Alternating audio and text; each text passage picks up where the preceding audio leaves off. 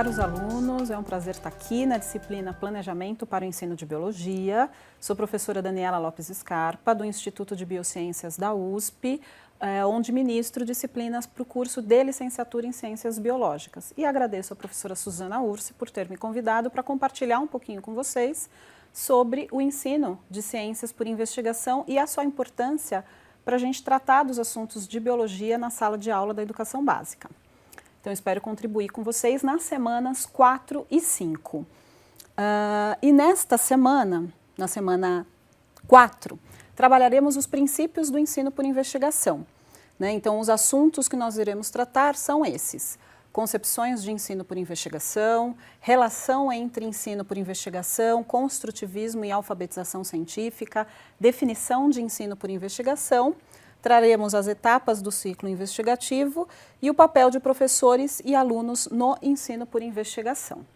E para começar a nossa aula de hoje, né, sempre quando a gente fala em ensino por investigação, algumas concepções, algumas ideias sobre isso nos vêm à mente, né? Então, em geral, o ensino por investigação, ele é tido como reproduzir o método científico em sala de aula. Então, os professores acreditam muitas vezes que eles têm que seguir etapas muito bem delimitadas e com isso eles estariam fazendo o ensino por investigação como se estivessem reproduzindo a ciência na escola, né? Com o objetivo de formar cientistas, né? Como se esse também fosse o objetivo do ensino de ciências. Além disso, muitos professores acreditam que fazer atividades práticas é sinônimo de realizar o ensino por investigação. Outra questão que aparece é que muitos professores têm receio de realizar o ensino por investigação porque acham que sua sala de aula vai ficar caótica, desestruturada, né? Então, há um certo receio na gestão de aula com os seus alunos.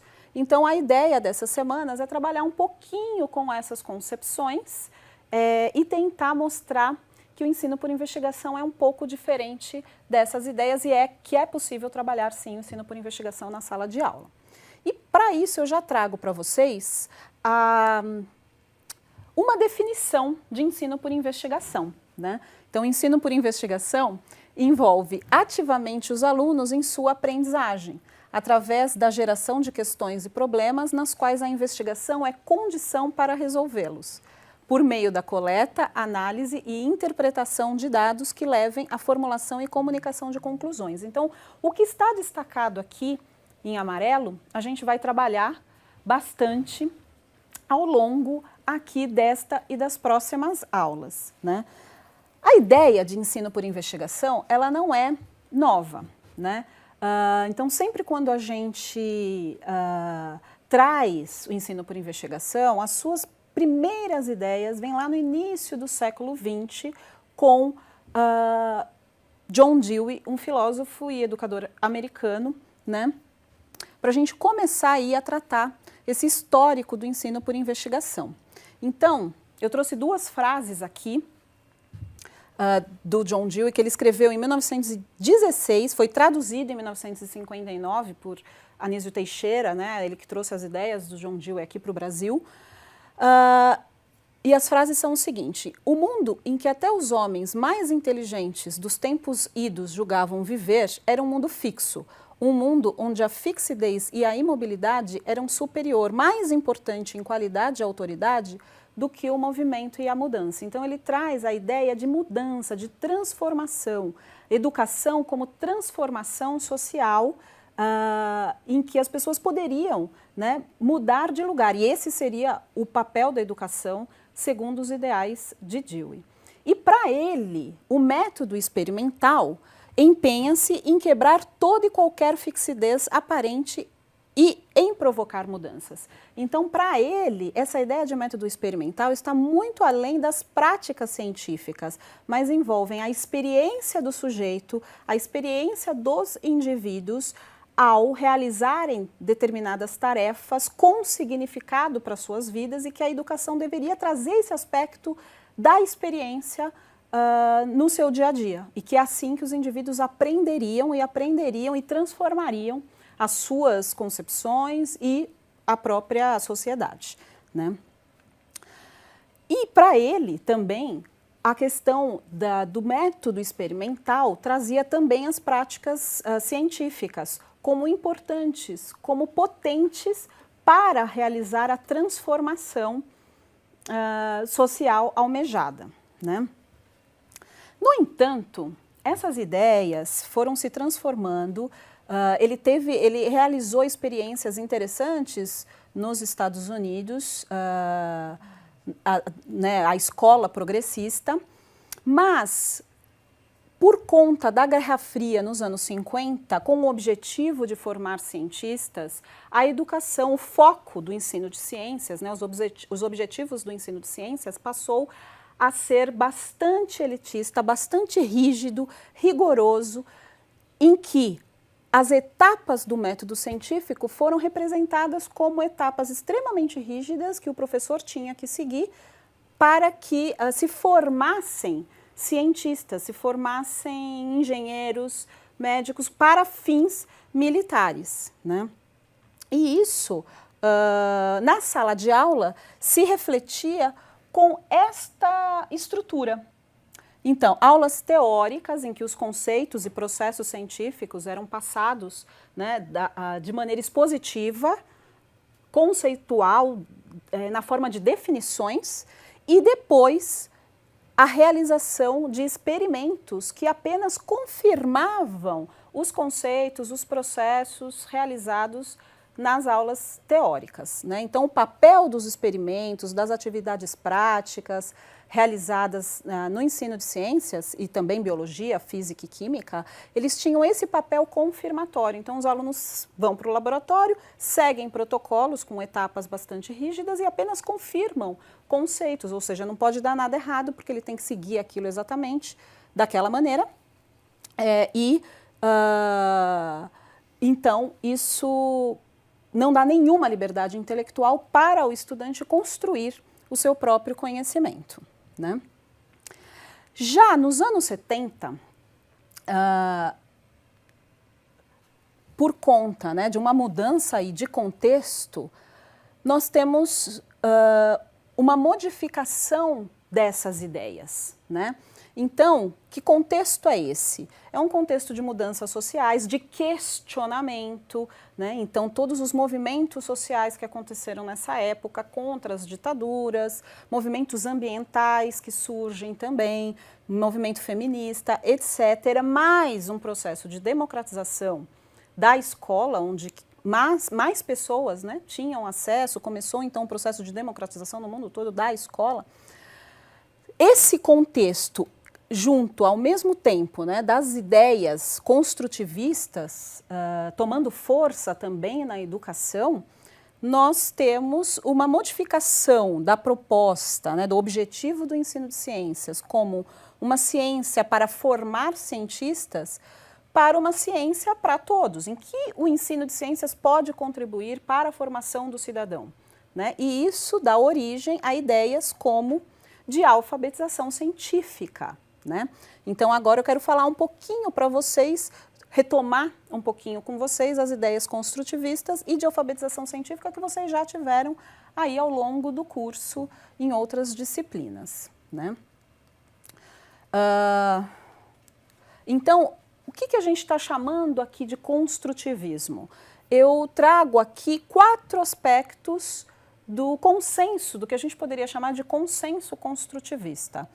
Então, com o objetivo de formar autonomia, né, de desenvolver uma autonomia de pensamento nos estudantes, há uma valorização das concepções prévias, ou seja, as ideias que os estudantes trazem para a sala de aula, as experiências prévias dos estudantes, toda a sua vivência, ela é importante, ela não pode ser ignorada no processo de aprendizagem, no processo de construção do conhecimento, né? Então, esse é um ponto extremamente aí nesse consenso construtivista. Os alunos sabem coisas sobre os fenômenos, eles imaginam coisas sobre os fenômenos e eles chegam na escola com essas ideias, né? Ao se contraporem com as ideias científicas, por exemplo, muitas vezes há conflitos cognitivos. E o fato de valorizarmos e explicitarmos, darmos oportunidades como professores, de explicitarmos as concepções prévias dos estudantes, auxilia, contribui na construção do conhecimento no esquema cognitivo dos estudantes, né? E como que isso é feito? Por meio da possibilidade de interações entre o sujeito e objeto de conhecimento, né? Então, é preciso manipular o objeto, é preciso vivenciar situações em que o estudante tenha contato com esse objeto de conhecimento, e isso não é feito de maneira individual, mas é feito na interação entre sujeitos. Então, as ideias construtivistas trazem também a ideia de que o aprendizado ocorre primeiro no nível social, para que seja internalizado no nível individual, né? Então, ao se comunicar, ao ouvir seus pares, o indivíduo organiza o seu pensamento e pensa sobre o que está se posicionando, ouve os seus colegas, avalia as afirmações, né, de seus pares, e com isso ele também aprende e reavalia suas próprias convicções. E com tudo isso, então, se almeja, né, o estabelecimento da autonomia, da liberdade intelectual dos indivíduos, de uma autonomia de pensamento para que ele possa se posicionar aí frente a todas as questões, né, várias questões sociais, né. Então, essas ideias construtivistas, elas embasam aí os objetivos do ensino de ciências, que se consensuou chamar de alfabetização científica, alfabetização num sentido bastante amplo aqui, né? E eu gosto desse esquema porque ele traz essas três dimensões numa mesma hierarquia, ou seja, essas três dimensões são do mesmo tamanho nos objetivos do ensino de ciências, né? Então, aprender ciências significa aprender os conceitos científicos, aprender os processos e os fenômenos científicos. O problema é que sempre, tradicionalmente, o ensino de ciências focava nesta dimensão do aprendizado da alfabetização científica, do aprendizado de ciências. E, a partir, então, principalmente aí, né, da década de 70, vem a ideia de que precisamos aprender como fazer ciência, e para isso vivenciar os processos de produção científica contribuiria com esse objetivo, e aprender sobre ciências, qual é o papel das ciências na sociedade, relações ciências-tecnologia, sociedade e ambiente, quais são as limitações do conhecimento científico, a ciência responde todas as perguntas, não responde. Então, essas três dimensões comporiam, né, todos os objetivos do ensino de ciências. E o que o ensino por investigação tem a ver com isso? Eu represento, então, o papel do ensino por investigação nesse esquema. Então, por um lado, todas as ideias do construtivismo, trazendo o aluno como protagonista no seu processo de ensino e no processo de aprendizagem, a alfabetização científica ampliando os objetivos do ensino de ciências e o ensino por investigação como uma abordagem didática que possibilita justamente atingir os objetivos da alfabetização científica por meio de uma perspectiva construtivista, né? Então, retomando a definição de ensino por investigação, vejam que aqui a gente tem envolver, então, ativamente os alunos em sua aprendizagem, né? Em pleno acordo com as ideias construtivistas, por meio da geração de questões e problemas. Então, essa postura investigativa perante o mundo contribuiria tanto para a construção do conhecimento do indivíduo, e que isso contribuiria para os cidadãos, mesmo que eles não forem seguir carreiras científicas. E, ao mesmo tempo, a postura investigativa é uma das características centrais da ciência, seja ela biologia, física, química e outras ciências.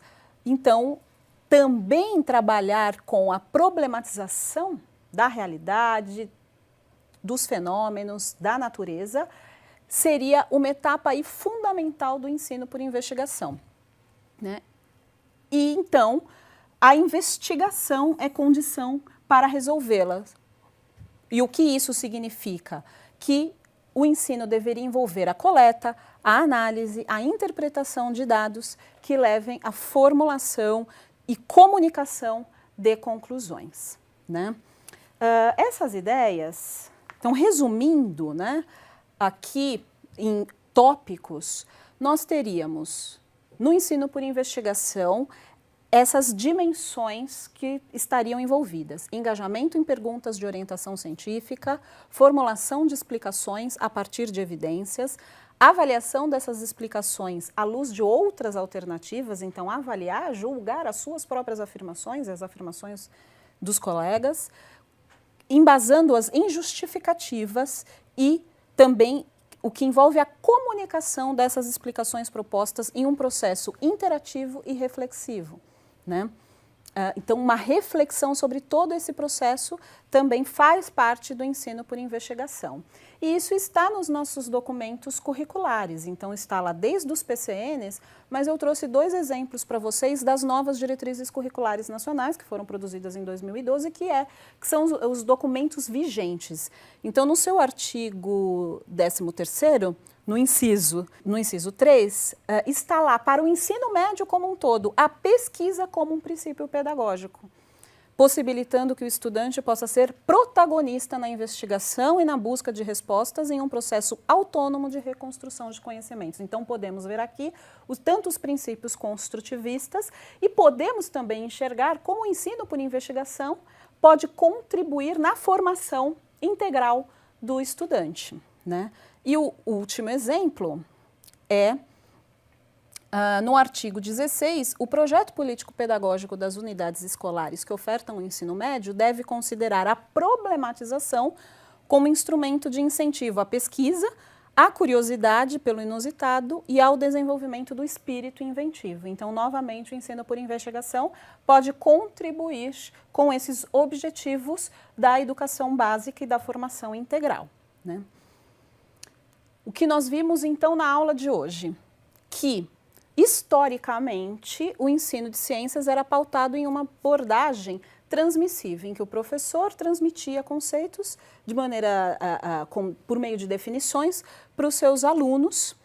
Depois, então, as experiências, atividades práticas entraram na sala de aula, mas ainda de uma maneira em que havia a confirmação de conteúdos conceituais trabalhados de maneira expositiva em sala de aula. E hoje almejamos uma abordagem de ensino por investigação nas nossas salas de aulas de ciências, mas que ainda a gente precisa aí trabalhar bastante na formação de professores e na produção de materiais didáticos que possibilitem que esta abordagem, então, chegue nas salas de aula. Nas próximas aulas, vamos trabalhar mais especificamente com os elementos do ensino por investigação. Muito obrigada e até a próxima aula.